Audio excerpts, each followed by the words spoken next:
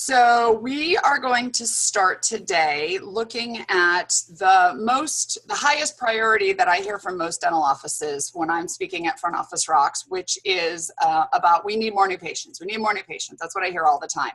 So Rohit and I are going to jump into practice by numbers because I want to learn how more new patients, how we can track them, is our marketing working, referral source, and all that. So we're starting here on the main page because when you log into practice by numbers, this is where you start.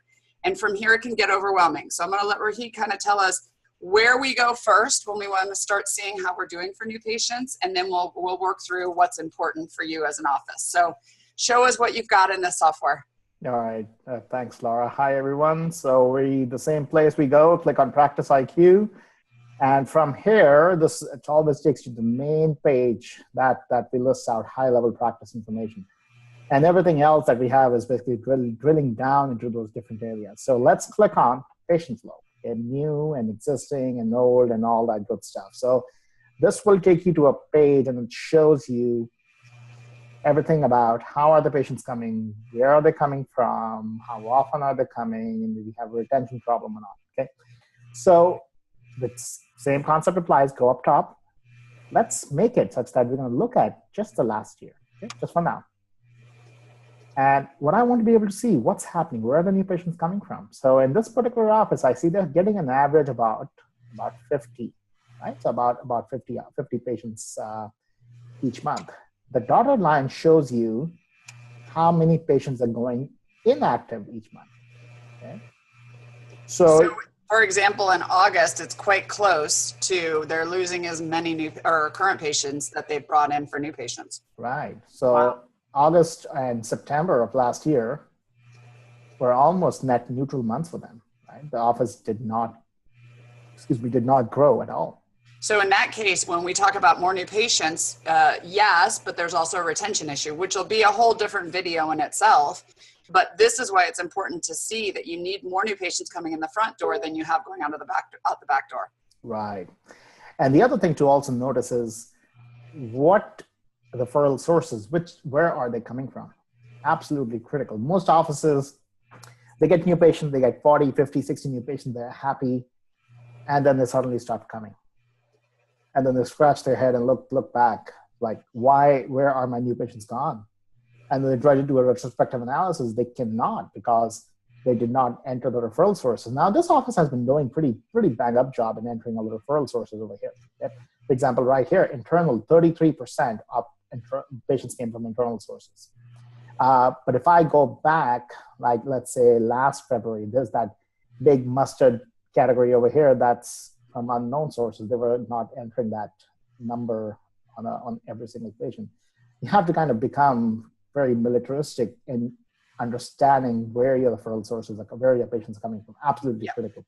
And that is a part of training. That's what I train with Front Office Rocks, is the team needs to understand why we do certain things. And so when we're looking at return on investment with marketing, we want to know where patients are coming from. 33 unknown patients. That just means our staff's not asking or they're not entering them. So one of the things I did in my office is we've added one category that said asked but did not know.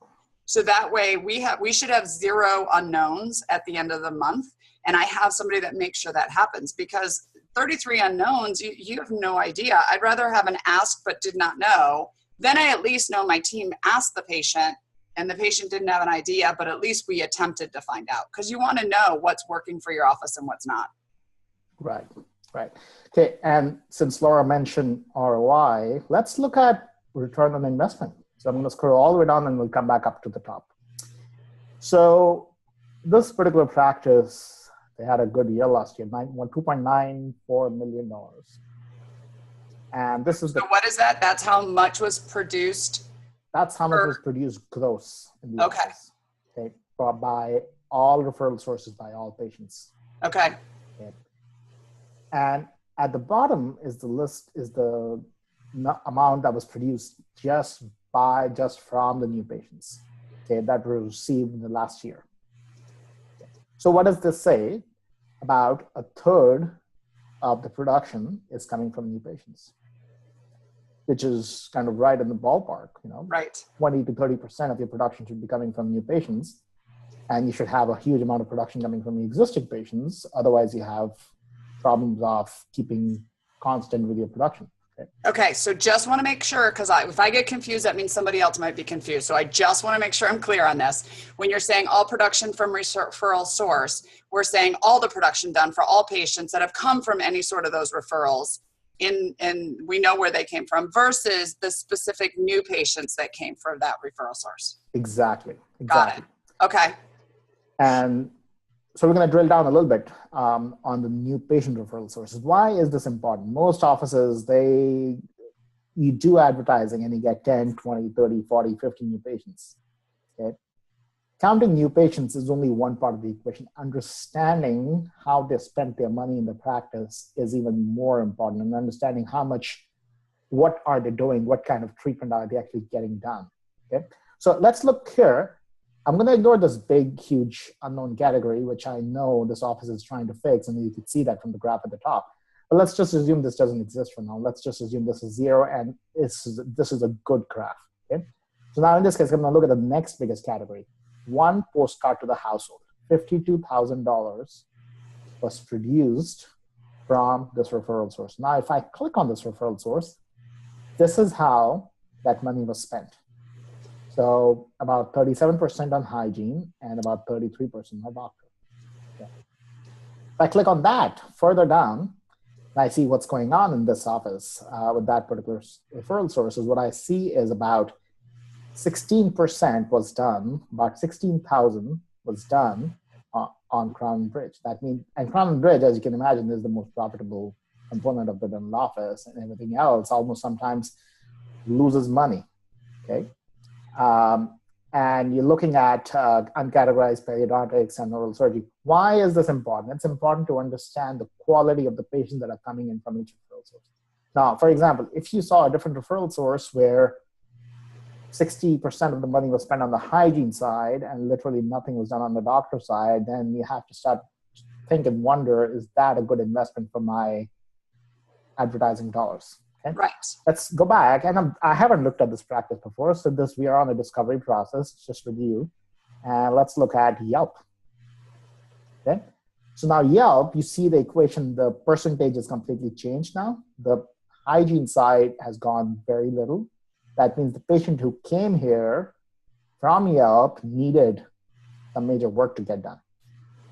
Okay, so if I click here, and there is a lot more restorative major, and there is more endo work to be done here as well. Okay?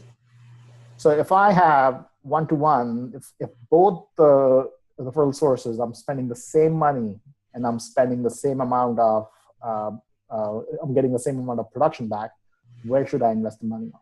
And that's a question that each practice has to answer depending on what kind of practice are they running. Right.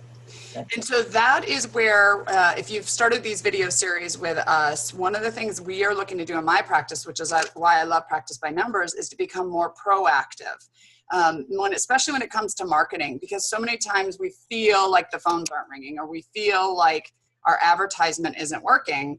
But really, we need to really look at, well, what's it bringing in? And is it worth what we're spending, and are we advertising the right thing, and are we getting the right type of patients from it? So that's really where the breakdown in this helps a lot, because you can say, yes, we're getting a lot of great cases from that, and the money is worth it. It's a good return on investment because you're watching it on a monthly or annual basis.